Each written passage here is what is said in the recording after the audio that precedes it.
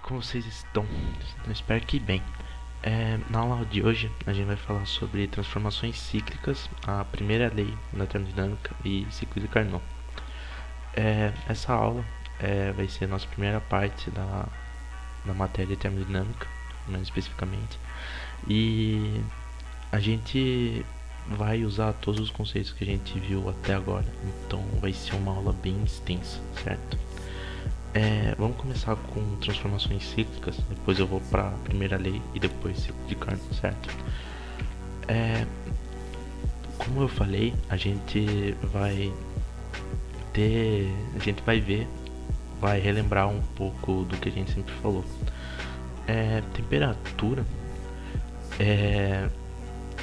está sempre relacionado com a velocidade da partícula, ou seja, sempre que você tem uma transferência de calor de um corpo A para um corpo B, você tem mudança de temperatura. A pressão ocorre devido ao movimento caótico das partículas, ou seja, a pressão é dada pelo movimento da partícula, que fica se colidindo com as paredes e com os recipientes. E o volume como o gás não tem um volume definido, a gente sabe que o gás ideal é o volume que tem de gás no recipiente, certo? Isso tudo em um gás perfeito, como na aula passada. A gente tem que na transformação gasosa tem condições iniciais de pressão, volume e temperatura para uma condição final de pressão, volume e temperatura, certo? Como aqui você tem uma pressão, um volume e temperatura, ele abaixando você vai ter uma pressão final, um volume final e uma temperatura final, certo? Aqui a gente sempre vai ver como que as transformações são, se é cíclica ou fechada, certo? Na transformação gasosa será chamada ciclo fechado quando o estado final dessa transformação coincide com o estado inicial, ou seja, se você tiver um gráfico, a gente vai ver mais depois, ele vai estar como se fosse um quadrado, ou seja, tipo, o final vai ser igual ao inicial, certo? Certo. Ou seja, quando ele parte do ponto A para o ponto B e é igual ponto A ao ponto B, ele é cíclico, certo? Como aqui ele sai do ponto inicial, vai para um ponto aleatório e volta para o ponto inicial de novo, certo? Aqui foi o que eu falei.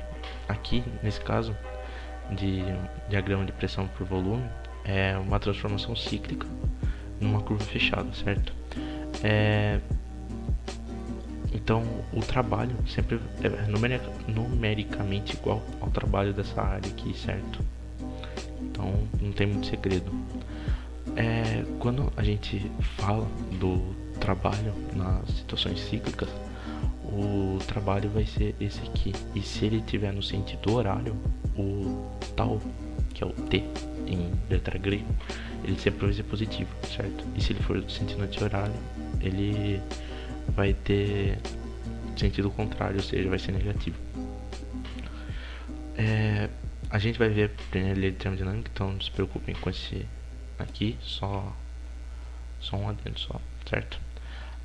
Agora a gente vai começar com busca pela eficiência. Primeira lei de termodinâmica, certo? Vou colocar no slide.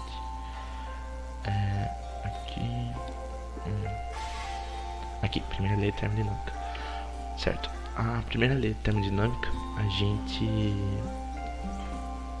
vem da ideia de produzir movimento, ou seja, o trabalho. E isso começou na Alexandria em 10 depois de Cristo, certo? E começou a ganhar forma na primeira revolução industrial com as máquinas com as máquinas térmicas, certo? Ou seja, era necessário que uma força produção braçal seja substituída por máquinas para ter rendimento maior. Isso vocês vão ver em história geral, eu acho, primeira revolução industrial. E então fiquem tranquilos, nesse caso a gente não vai trabalhar. A gente viu também que a máquina a vapor consegue, com a máquina a vapor, quer dizer, o homem passa a controlar a fonte de energia, ou seja, tipo, ele pode colocar sistema nuclear, carvão, petróleo, entre outros inúmeros. E ele consegue fazer isso em larga escala, certo? Aqui ele está mostrando a termodinâmica como que o gás ele varia, tipo, daqui ele está no estado inicial, ele vai transmitir calor e o êmbolo vai para cima, ou seja, o gás está fazendo um trabalho no êmbolo para que ele se mova, certo? Então isso é dado pela primeira lei de termodinâmica, que corresponde que o calor fornecido ou retirado de um sistema resultará na realização do trabalho. Aqui era para ser tal, mas eu acho que esqueci de mudar ou esqueci de alterar. Eu tinha colocado Deus primeiro, depois coloquei tal. E a variação de energia no sistema interno delta U, ou seja, se a gente colocar isso numa equaçãozinha, a gente tem que é tal mais delta U, certo?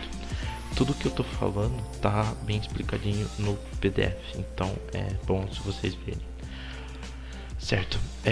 A gente tem que quando o volume é positivo, o ΔV, a variação do volume desse gás é positivo, o trabalho também vai ser positivo, ou seja, o êmbolo vai para cima. A gente tá sempre pensando vamos supor, numa seringa que tem um cilindro com um êmbolo, certo?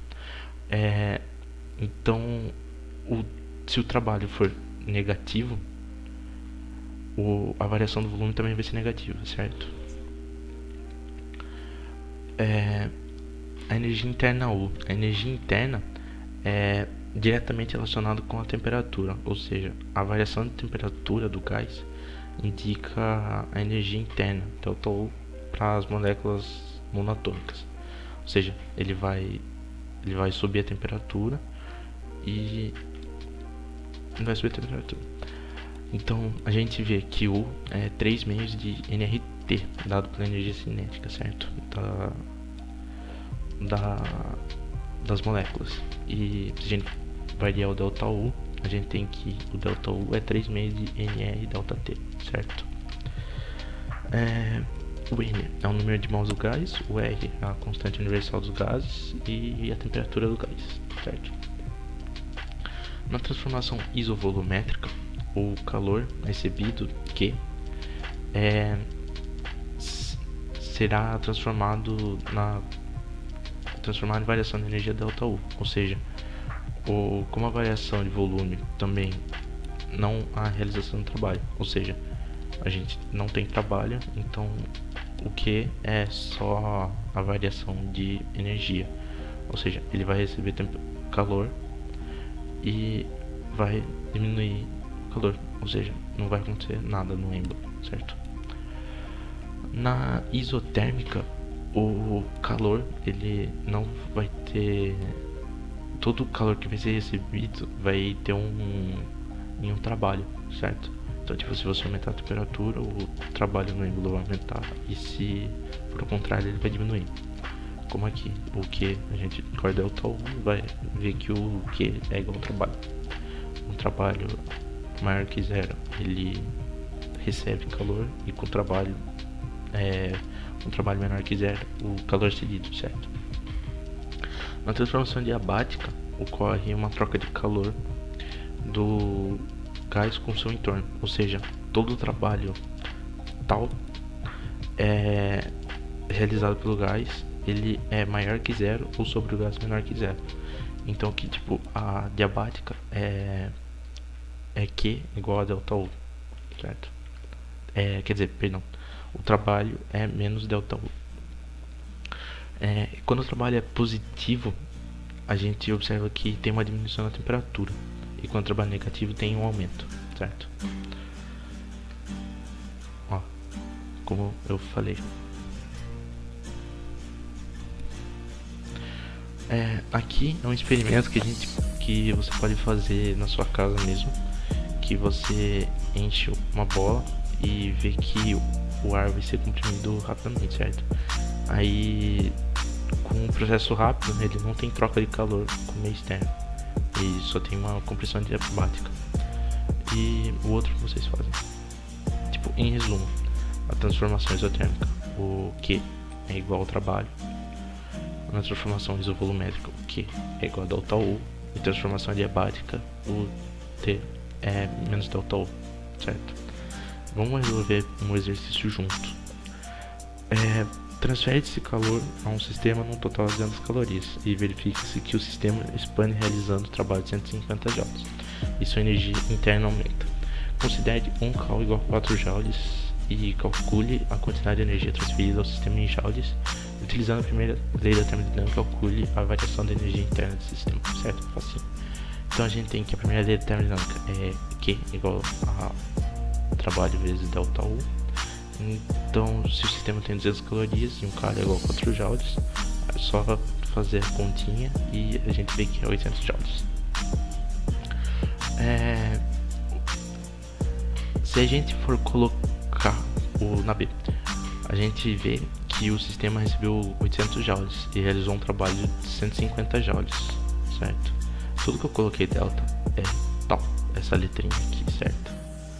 Eu acabei esquecendo de mudar. Eu primeiro coloquei delta e depois coloquei tal. Perdão. Pelo que afirma a primeira conservação de energia, a primeira lei termodinâmica, todo calor resultará na variação de energia, certo? Então 800 é igual ao trabalho mais ΔU. Então 800 igual a 150 mais ΔU. Passando para o outro lado, 800 menos 150, ΔU igual a 650 joules, beleza? Outra da Unesp de 1999. Certa quantidade de um gás é mantida sob pressão constante dentro de um cilindro com o auxílio de um êmbolo pesado, que pode deslizar livremente. O peso do êmbolo mais peso da coluna acima dele é de 400 newtons. Uma quantidade de 28 joules de calor é então transferida lentamente para o gás. Nesse processo, o êmbolo se eleva a 0,02 metros de temperatura do gás e aumenta a 20 graus Celsius. Nesta condição determina o trabalho realizado pelo gás e o calor específico do gás no processo, sabendo que a massa é 0,5 gramas. Então, a gente precisa considerar que a pressão do gás se mantém constante, certo? Então, a força que o gás exerce sobre o êmbolo é constante e não deve ser maior que 400 newtons. Então, caso a força fosse maior que 400 newtons, o êmbolo ia aumentar, ia acelerar bastante. Então, fazendo isso, tem uma imagenzinha, tem distância de 0,02 metros. Então o trabalho é força vezes a distância na mecânica. Então, se a gente fizer as contas, 400 vezes 0,02 dá 8 joules, certo? Então, na B, se o gás recebe 28 joules e o trabalho é de 8 joules, na primeira lei, só aplicar a primeira lei e ver que o ΔU é 20 joules. Então, a gente pode afirmar que a temperatura de 20 graus Celsius foi uma decorrência do recebimento de 20 joules. E a gente tem que lembrar do calor sensível também, que provoca variação da temperatura e usa aqui macete, certo? Porque é um calor sensível. Então 20 igual a 0,5 vezes C vezes 20, 20 igual a 10C, C igual a 2 joules por grama vezes graus Celsius. Aí aqui, último, deixa eu só.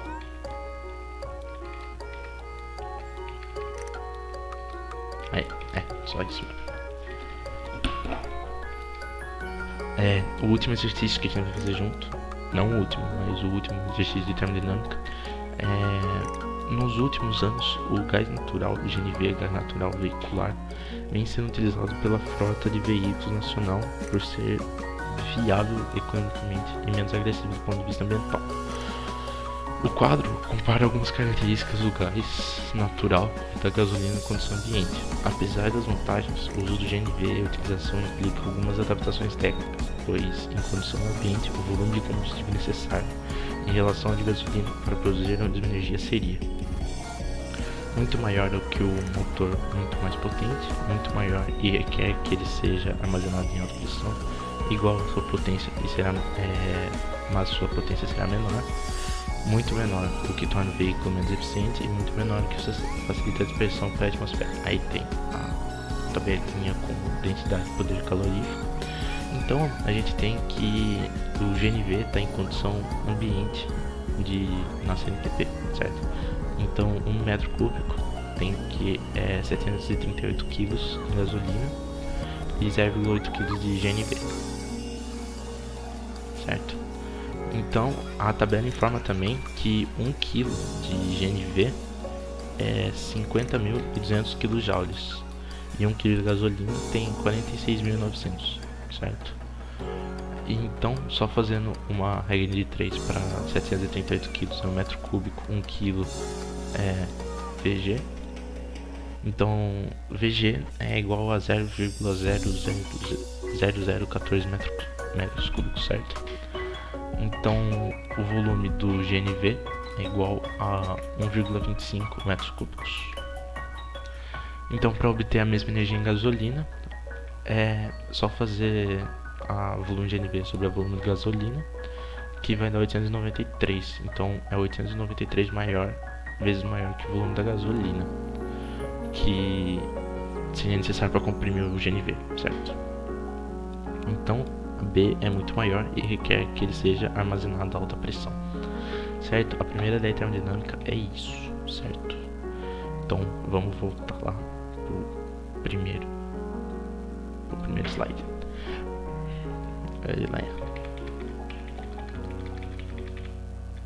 Opa, passei demais. O ciclo de Carnot, ele foi feito pensando na máxima eficiência, porque em 1824 eles queriam uma máquina onde tivesse 100% de rendimento, o que a gente sabe que é impossível em tese. Até hoje nunca descobriram. Se vocês descobrirem aí, dê créditos a mim também que inseriram você. É nóis.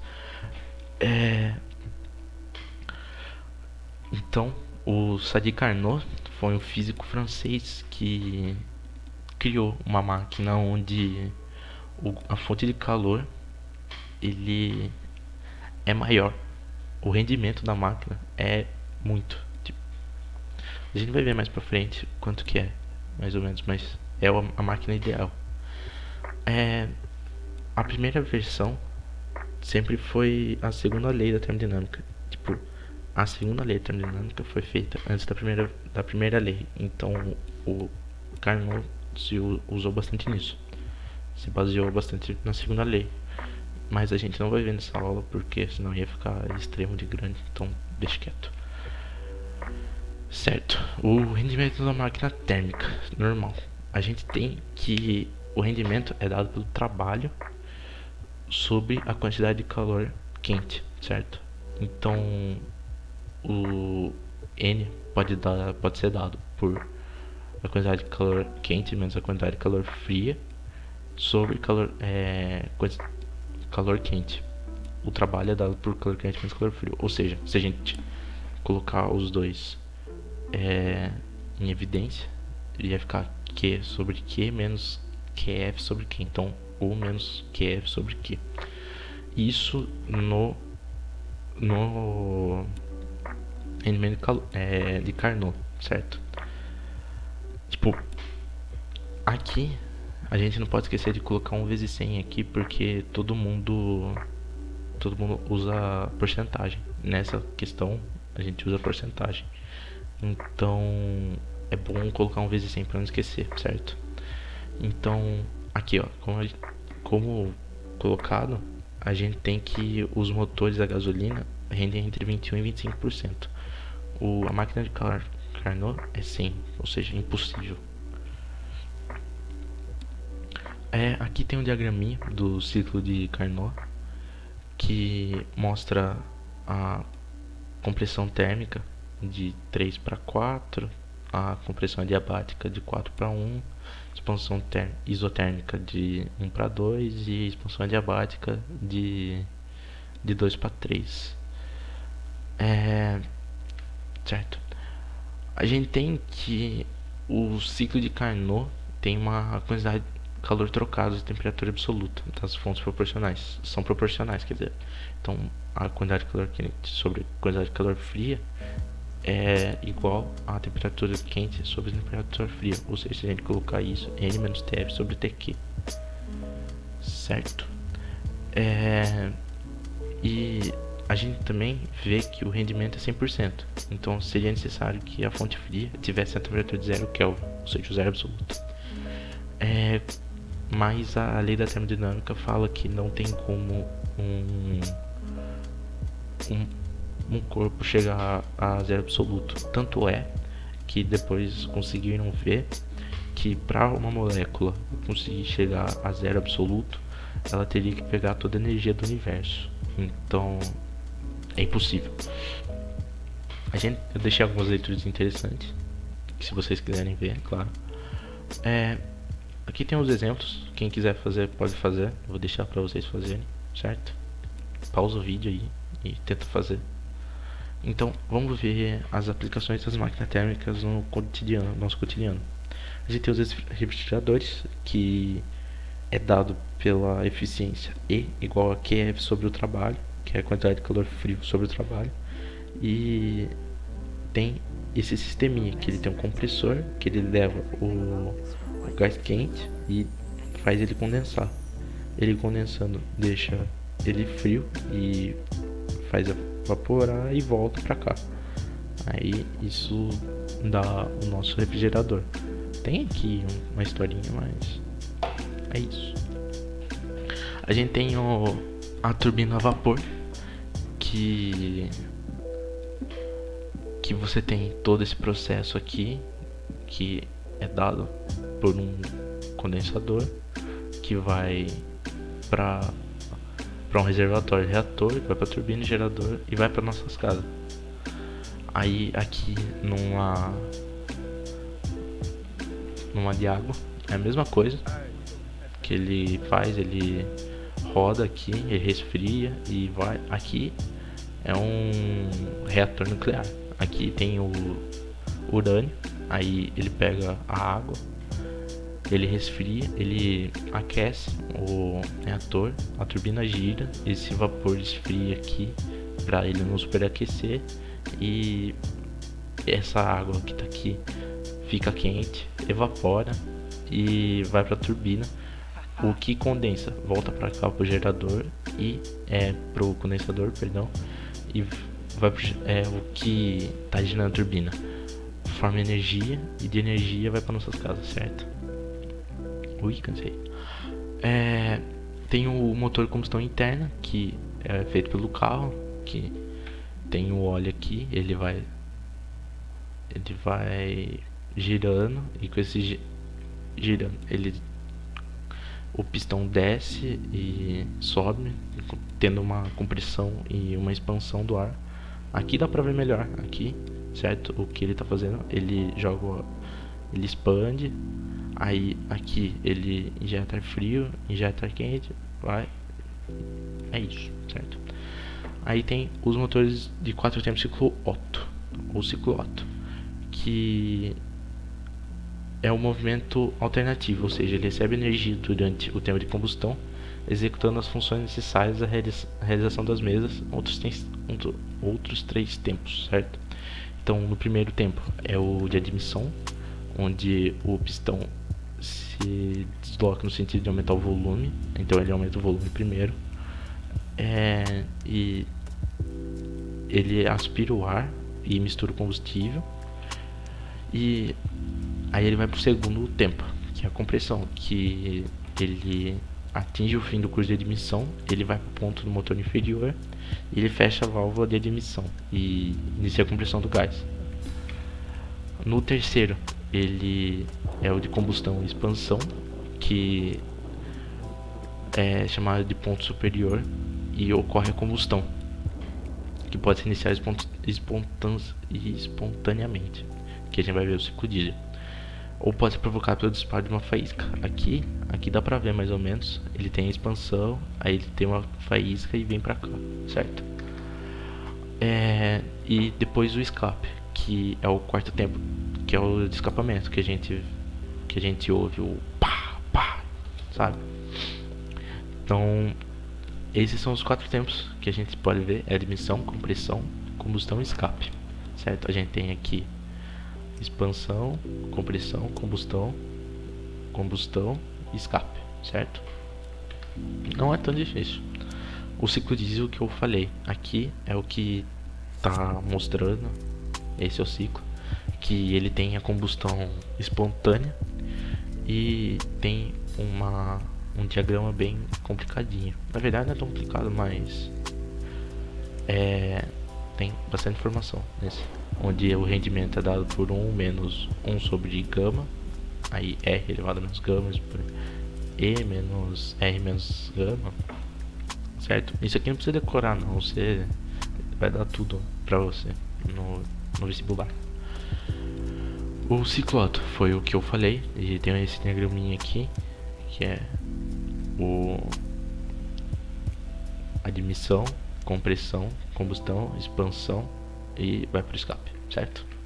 Então foi isso a aula, pessoal, e espero que vocês tenham gostado, e se tiverem alguma dúvida me chamem. Então é isso, obrigado a todos.